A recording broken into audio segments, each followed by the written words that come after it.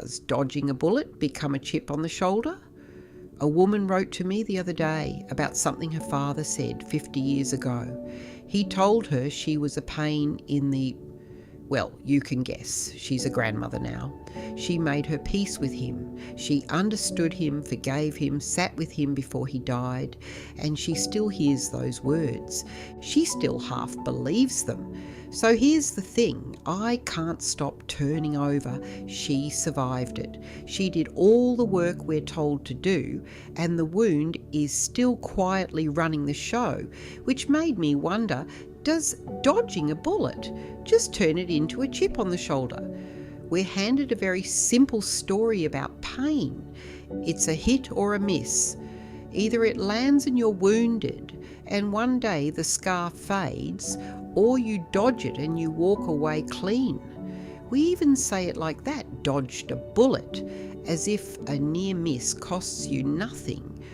But I don't believe a near miss leaves you where you were standing. When something flies past your ear, you flinch, you duck, and then, without ever deciding to, you hold that flinch for years. You walk a little crouched, you brace for the next one. That permanent little crouch, that's the chip on the shoulder. It isn't the wound, it's the swerve away from the wound. The bullet you dodged still moved you. Someone else told me about being 14 in an art class. She'd drawn a perfectly straight line, and the teacher refused to believe she'd done it, said her sister must have drawn it for her. No bruise, no real bullet, just disbelief. And more than 40 years later, it is still hot to the touch. Why would such a small thing last so long? Because it wasn't really about the drawing. It was the first time the curious, capable part of her got treated like a criminal. The injustice went in deeper than the insult. And here's what I've come to think. You can be entirely in the right, completely innocent, and still spend decades carrying the distortion of one moment like that.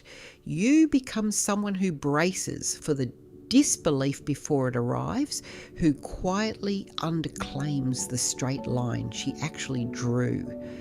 And it isn't only the cruel things that bend us.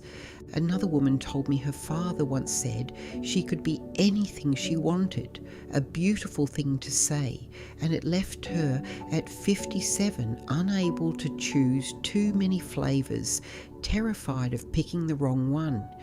Even a gift, it turns out, can be a bullet you spend your whole life dodging. So what on earth do you do with a pain like that, one you've already forgiven and understood and still carry anyway? I'll tell you what I've found, and it isn't tidy. You don't solve it, you salve it. Talking about it doesn't fix anything logically, but sometimes it soothes it, takes the sting out before it builds. But there is a next move that helps so much, and we are rarely told about in our pill cures all culture. I find I need more than the talking. I go looking for a suitable container.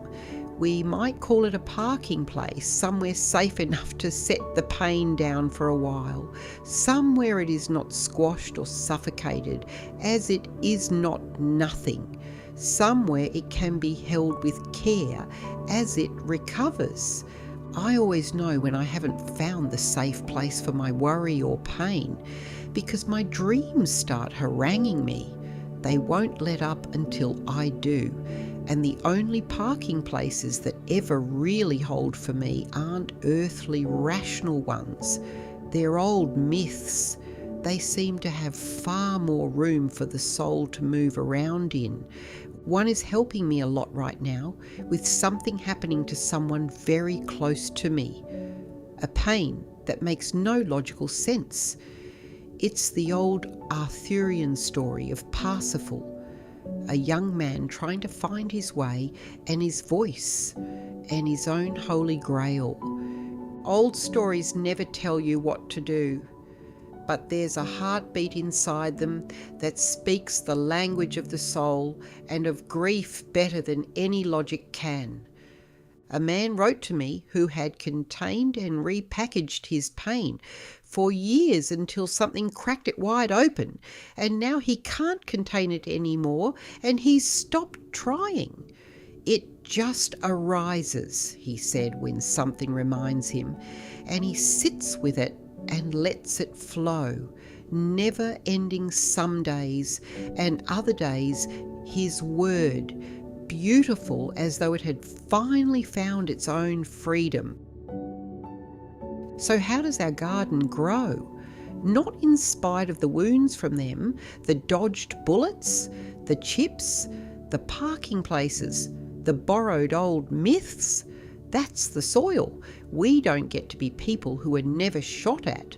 We get to be the ones who turn the swerve into a shape. So I'll ask you what I've been asking myself. What did you dodge and how did it bend your path since? I look back now and then and see the swerves, and there's always more than one. I've come to think our real lives are built almost entirely from swerves and tangents, far more than from plans. And you know what? That is comforting. Why?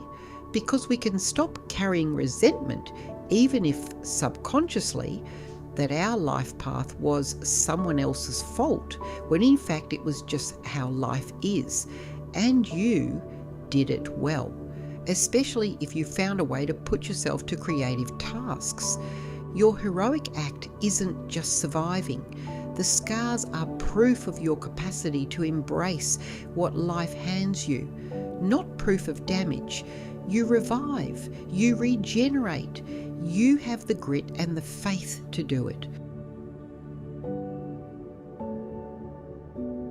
Thanks for watching that.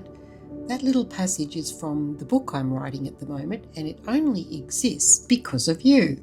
The stories in it were inspired by what you've so generously and bravely shared with us all on this channel, especially under the last video, finding out who you really are. I've left a link to that longer one below if you want to go back and have a look. I really loved making this video because it wasn't just about me, it was about you and everything that you've brought to this little village of ours. Let me know what you think about it. I'll see you next time, guys.